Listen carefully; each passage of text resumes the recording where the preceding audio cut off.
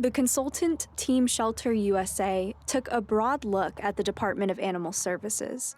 Their report assessed how county shelters handle staffing, medical care, population management, euthanasia, and kennel cleaning. Dr. Brie Sarvis requested the review last fall. She was named director of the department in April and previously served as the county's chief veterinarian. We requested the assessment because we wanted to get an accurate picture of where the shelter is currently, what the highest priority needs are, and in order to best focus our efforts to improve everything.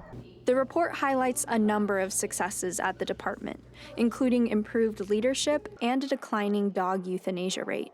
But it also points out problems, including overburdened staff and unclear guidelines around shelter policies. Sarvis acknowledged county shelters have their share of challenges, especially during the summer. This is always a hard time for shelters.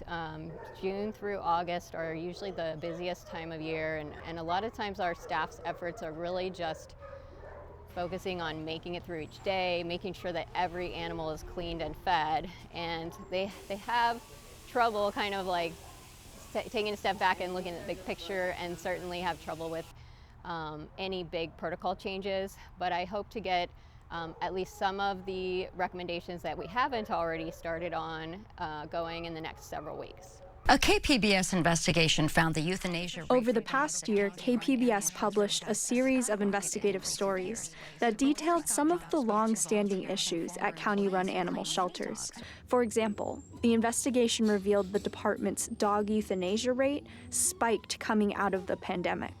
Sarvis said the shelters are continuing to improve their workflow around documenting dogs' behaviors and making euthanasia decisions. We still do have work to do here. This is not kind of where we want to end up, but it's very important that we get very thorough notes about what's going on with the animal. So we're working to ensure that both our staff and our volunteers are giving us a lot of input about an animal's behavior, and that we're using objective language. So that means you're not saying, oh, he looks angry or he looks friendly, but you're actually describing what the body language of the animal looks like so that we can make better decisions and we can understand the environment that behavior was occurring in and decide whether it was really a risky behavior or not. Those changes are showing results. The dog euthanasia rate dropped by about half since 2024, according to recent county data. KPBS's reporting also uncovered how the department buried an audit several years ago that pointed out issues at its shelters, some of the same problems raised in the new report. Sarvis acknowledged that past audit. We do see similar issues to some of the previous reports, and I think that it just shows that it's really important for us to be transparent and open about where are our weaknesses and to have a discussion not only with our leadership but with the public about the best ways to handle those things.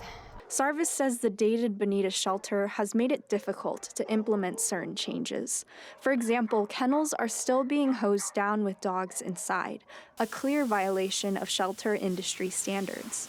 The county is building a new shelter in Santee to replace the Bonita facility. The department believes the facility will provide an opportunity to address outstanding problems. In the meantime, Sarvis says the department is focusing on supporting staff and building trust with the community. Some trust issues can be really hard to address because a lot of it is just miscommunication or misinterpretation about what's going on, and it is an issue that all shelters struggle with, no matter how many resources they have. But I do think that committing to being as transparent as possible about our processes, ensuring that for every situation, for every animal that might have a positive outcome, that we're reaching out for all of the options for that animal. And we've been doing that, and I think eventually that will show through. Completion of the Santee shelter has already been delayed several times.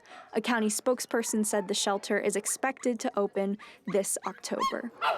Elaine Alfaro, KPBS News.